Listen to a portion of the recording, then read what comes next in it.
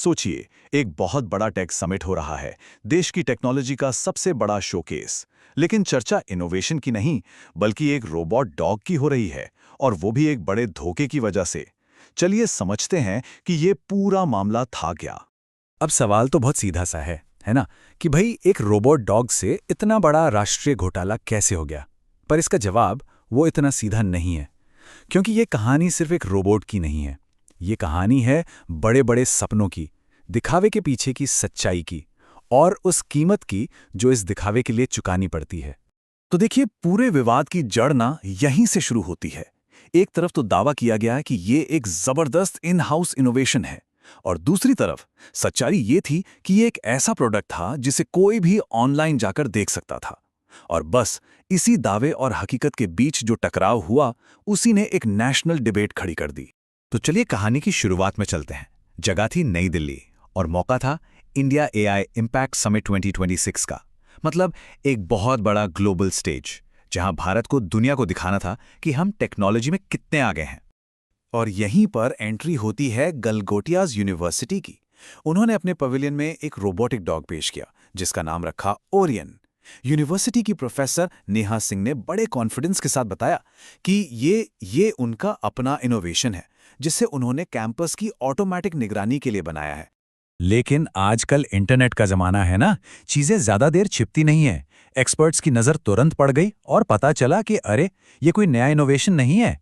ये तो चीन की एक कंपनी है, यूनिट्री रोबोटिक्स, उसका गो टू मॉडल है। एक ऐसा रोबोट जिसे कोई भी ऑनलाइन खरीद सकता है। और बस यहीं से पूरा का पूरा बखेड़ा खड़ा हो गया। अब जब एक बात खुलती है, तो फिर परतें दर परतें खुलने लगती हैं। जब लोगों ने थोड़ा और खोदना शुरू किया, तो पता चला कि ये रोबोट डॉग वाला मामला तो बस शुरुआत थी। असल में तो एक पूरा पैटर्न सामने आने वाला था। और मामला सिर्फ टेक्नोलॉजी का नहीं था, दिखावे का भी था। अब ये बात सुनकर तो और भी हैरानी होती है कि गलगोटियाज यूनिवर्सिटी को जो बूथ मिला था, वो देश के 4 बड़े आईआईटीज को मिलाकर जितनी जगह मिली, उससे भी बड़ा था। आयोजकों ने कहा, जी ये तो first come first served basis पर था। लेकिन इतनी बड़ी जगह, इसने कई सवाल तो खड़े कर ही दिए।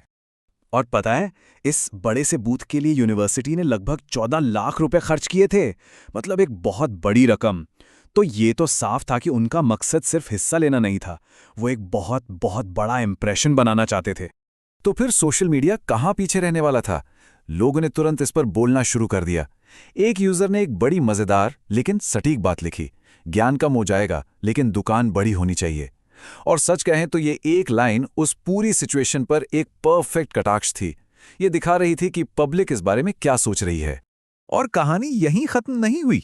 इसके बाद एक और दावा सामने आया। इस बार भारत का पहला ड्रोन सॉकर अरीना।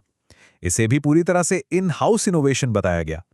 लेकिन अंदाजा लगाइए क्या हुआ।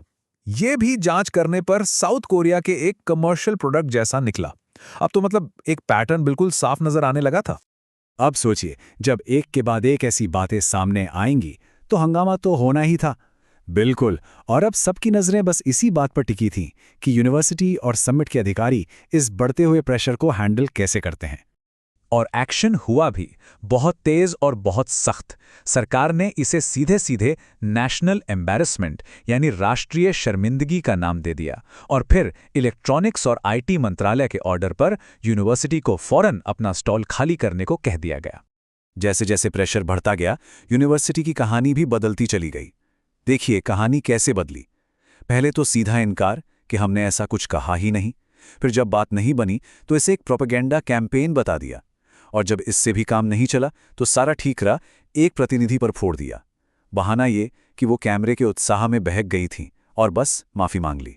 यूनिवर्सिटी के रजिस्ट्रार ने तो शब्दों का एक अलग ही खेल खेला।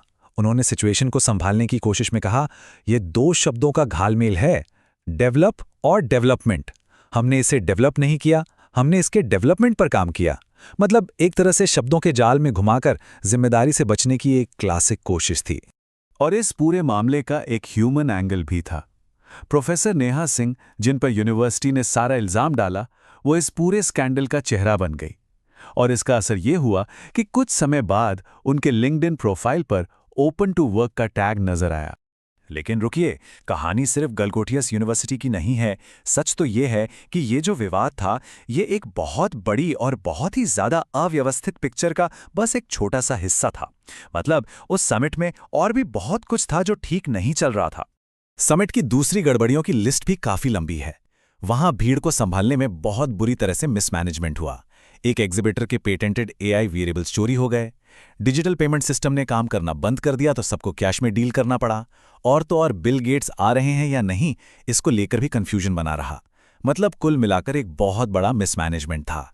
अब जब इतनी सारी गड़बड़ियां होंगी तो जाहिर है आलोचना तो होगी ही। समिट की बहुत आलोचना हुई।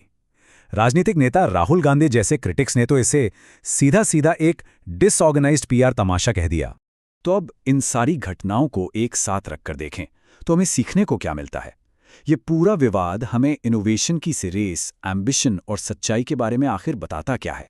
एमनेस्टी इंटरनेशनल जैसे संगठनों ने भी इस पर एक बहुत ज़रूरी सवाल उठाया। उनका कहना था कि इस तरह के बड़े बड़े भव्य इवेंट्स जो होते हैं वो अक्सर असल मुद्दों से भटक जाते हैं। मतलब एक डिजिटल रूप से सुरक्षित भविष्य के लिए जो ज़रूरी नियम कानून बनने चाहिए, उन पर कोई ठोस काम नहीं हो पाता।